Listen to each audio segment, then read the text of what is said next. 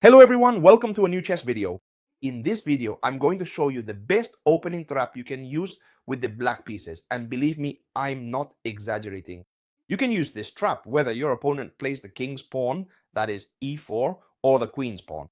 And since these two are the most popular moves in chess, you can use this opening trap in 99% of your games. So come on, let's get started.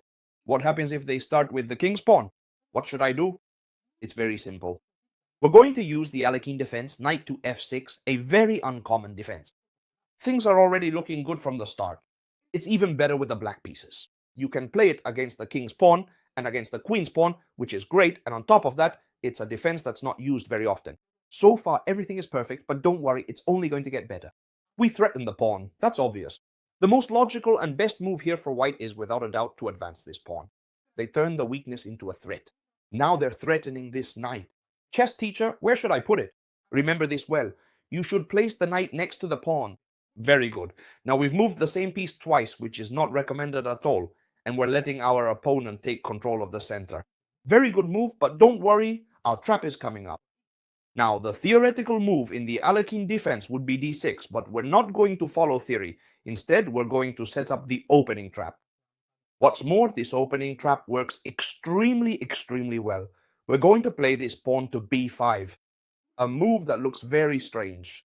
Your opponent might think, let's see, I've got a really bad opponent. If he's leaving this pawn, he's giving me the center. Well, once you set this trap, your opponent might take the pawn, or they might not. Let's see what happens if they capture this pawn, which at first glance seems like a very good move. What we want to do with this is gain the initiative. And now we're going to continue with this wonderful move here, c5, an extremely good move.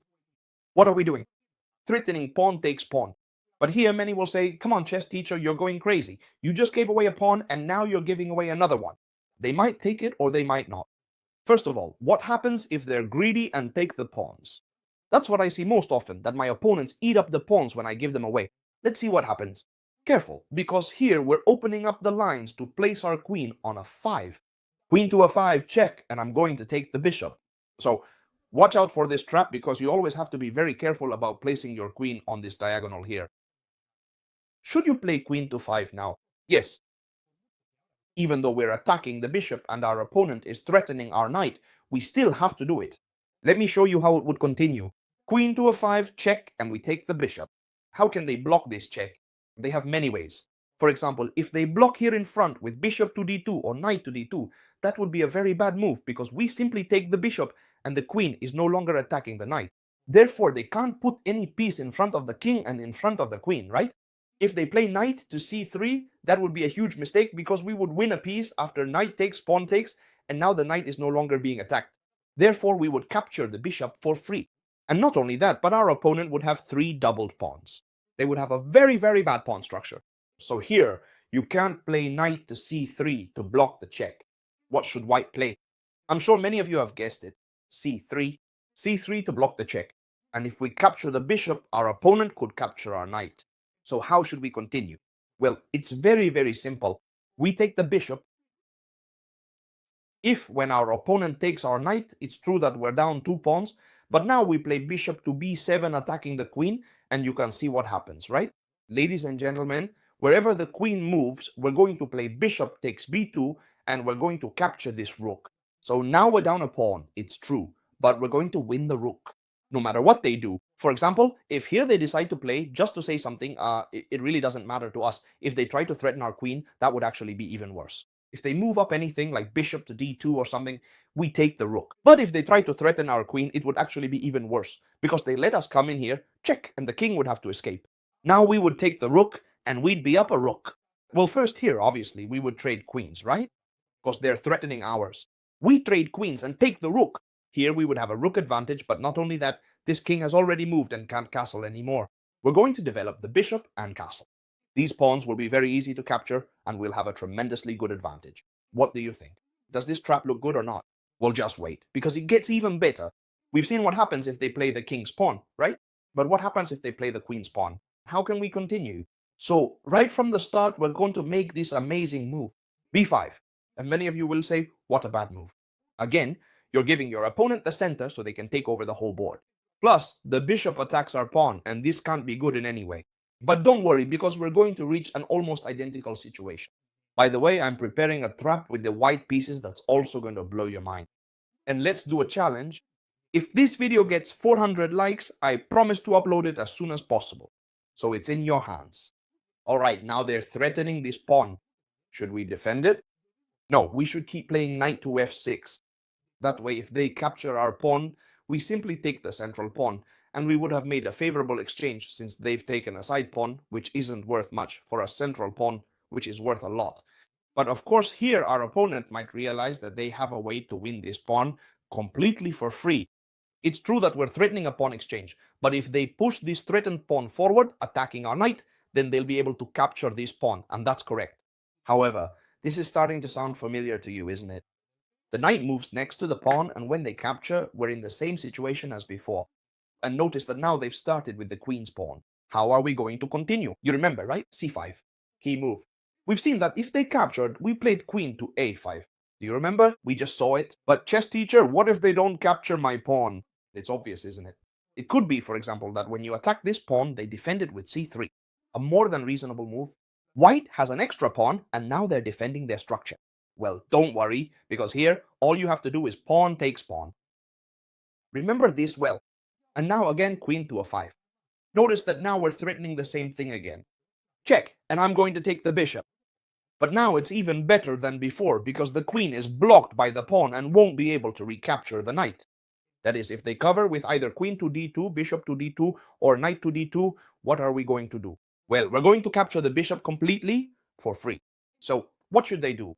Well, they should play knight to c3, but it's exactly the same because we'll simply take knight for knight, pawn takes knight, and now be careful, don't take here, because they would just play bishop to d2 and defend the rook. You should take the bishop and you'll be a piece up. Notice one thing, 5 or 6 moves have passed and you already have an extra piece. You have no idea how many games I've managed to win just with this trap, but there's more. Alright, first we play the knight. Now we come here, they occupy the center, and we play b5. You know, if they play the queen's pawn first, then you do it the other way around. We've seen both ways. So here, what happens? That when they captured this pawn, we played c5, remember? And we've seen that whether they capture this pawn, they're lost. If they play c3, they're also lost, but they might make other kinds of moves, like c4. This is a move you should know, since now it seems like our whole plan has fallen apart. They're threatening our knight. We can't come here to take the bishop because this pawn is defending the bishop. It seems like now white has a big advantage. But don't worry, your friend chess teacher is here to tell you what you need to do to win. Remember that. And yes, leave a like if you want to see the trap with the white pieces. What are we going to do when they attack our knight? Give up the knight? Pawn takes pawn. It could happen again that they take ours and we take theirs. That's why I like these videos so much, because I try to give you all the more or less logical answers. That way, whatever your opponents do, you'll have it under control. So first of all, what happens if they take that knight you're giving away? It's the most logical thing in the world. Well, by capturing this knight, we would simply come in again with queen to a5, check and take the bishop. As you can see, no matter how they block, we're going to capture the bishop. For example, bishop to d2, queen takes bishop. We have the same material, right? We have a pawn for a pawn and a piece for a piece. But not only that, now we're threatening this pawn. We're threatening this pawn. If we take this pawn, this one will fall too. We're also threatening this one. In other words, our position is so much better. We can also place this bishop here to control this diagonal and they won't be able to do anything. Careful, this is very important. When they play c4 against you, the right move is to give up the knight. But if they capture it, it's very simple. Queen here, I recover the bishop and end up with a better position. But here, white has a much better move. You need to be careful. The best move for white is queen takes d4. They recover the pawn. Now white has an extra pawn. They're threatening this knight. Queen to a5 no longer works because the bishop is defended by the pawn. So chess teacher, what do I do here?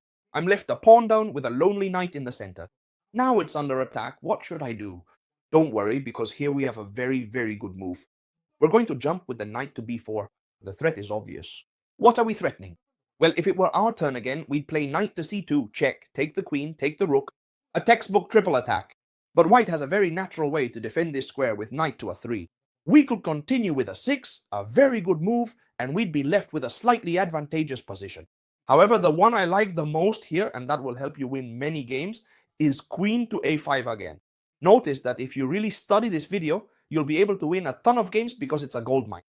If I tell you now, very well, I'm threatening discovered checks here to capture the queen, to capture the rook, how would you stop this discovered attack? I'm sure that many of you would play bishop to d2, if not the majority. And that's exactly what your opponents will always play, bishop to d2. Well, you know what? You've already lost. Here comes a brutal bombshell. And I'll give you 3 seconds to see if you can find it. Come on, let's go. 1, 2, 3. Here's the spectacular bombshell. Queen takes knight. An impressive queen sacrifice. We eliminate the defender of the c2 square, and now we jump in with the knight. Check, rook, queen. Wherever they move, we're going to gobble up the queen. And we end up with an extra piece. Look at this. 1, 2, 3, 4. 1, 2, 3.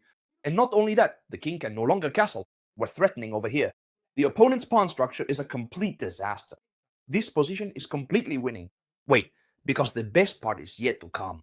When you play c5, there's a very tempting move for white that actually seems to be their best option. This bishop has already done its job by capturing that pawn. Their best move seems to be retreating it to c4 while threatening this knight here. Could they play that against you? Obviously they could. They're threatening our knight. What do we have to do?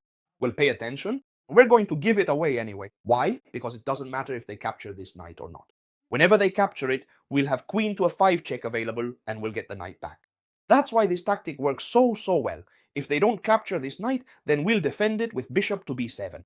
This knight is going to be extremely strong here in the center. We can also reinforce it with e6 and this bishop would come out. Obviously, the best idea white has here is to capture this knight. How should we continue? Queen to a 5, check. It doesn't matter to us how they block, that's obvious. No matter what they use to block, we're going to capture this bishop. And the best part of all is not that we've captured the bishop, because they've also captured a knight, so we're equal in material. However, we're in a much better position. Our diagonals are open, and best of all, we're attacking this pawn and we're attacking this pawn. 2 pawns. Moves like queen to f3 do not work to defend this one, because we would take this one. A move like f3 doesn't work either, because we would take the other one. There's only one move that works to defend these 2 pawns, and that's knight to f3. I love that our opponent only has one possible move. That way, we know for sure which move they're going to use. Otherwise, they'll lose immediately. And when they play knight to f3, we have a wonderful move that gives me goosebumps. Bishop to a6. This move is responsible for keeping the king in the center. Do you see it? Now they can't castle because this bishop blocks castling. And not only that, but here I checked what the most commonly played move in this position is, and it's c3. That means white doesn't realize what we're really threatening with bishop to a6. The move is queen to e4. Boom. Why? We're giving check, and notice that the king can't escape. The bishop is there. So they're going to have to sacrifice material, no matter what, to keep playing. If they put the queen, it would be mate, right? So they absolutely have to put the bishop, but notice that this position is obviously falling apart. We're going to capture this bishop, then when they recapture, we'll take with the queen, giving check. This position is going to be absolutely terrible and will almost certainly end in checkmate one way or another. Careful, careful, careful, careful. White does have a winning line. However, it's a line that's practically impossible to find. Here, the correct move, as we've seen, was bishop to c4. And what were we going to do? Remember, okay, they're threatening our knight and we actually want to give it away. Why? Because we always have the tactic of queen to 5 check to win back the piece. You remember, right? Very good. Well, I can assure you that no one is going to find this move, because there's only one move that wins and it's extremely hard to find. Do you know what the move is? Knight to c3. Completely giving away this knight. Do you see how strange this move is?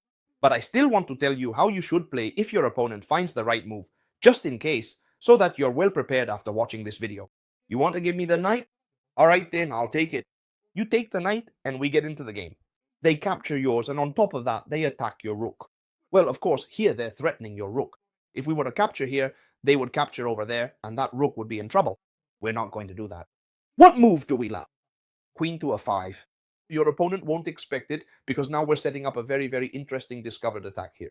If your opponent captures your pawn, don't worry, not queen takes pawn, check, we attack here. We're going to take this pawn with check. So this would be a very bad idea for the white pieces. What should they do? Without a doubt, obviously take the rook. We're giving away a rook completely for free. They have to take the bait. And now we need to continue with the next move. It's important to remember this order, okay? Make sure you remember. Get your antennas ready. Pawn takes pawn, discovered check. There's only one move that works here, because if, for example, they block with the queen, we would take queen for queen and then capture, promoting to another queen. So they have to block with bishop to d2. A very interesting move. It attacks our queen. If we capture here, promoting to another queen, they would simply capture and attack us here. So what do we have to do? Promote? No. Remember this well, that's why I'm telling you. First, it's super important to capture the pawn on e5 with check, because now we're placing the queen on the same diagonal as the pawn. So when we promote, this pawn will be defended. Do you see the difference? That is, now, when they defend against this check, it really doesn't matter. We're going to promote, but we're going to promote to another queen. So check with this queen. They can't block here because of this one, and they can't block here either because that would be checkmate. In other words, they've tried to play in the best way possible, but what they don't know is that we're going to sacrifice the rook to put them in trouble again. So this has been a truly impressive trap. Remember, if we reach 400 likes, I'll post an amazing trap with the white pieces. I promise you'll want to see it. So I hope you loved this video. Subscribe to the channel so you don't miss any of the upcoming videos. And as always, I'll see you tomorrow in the next video, friends. Goodbye.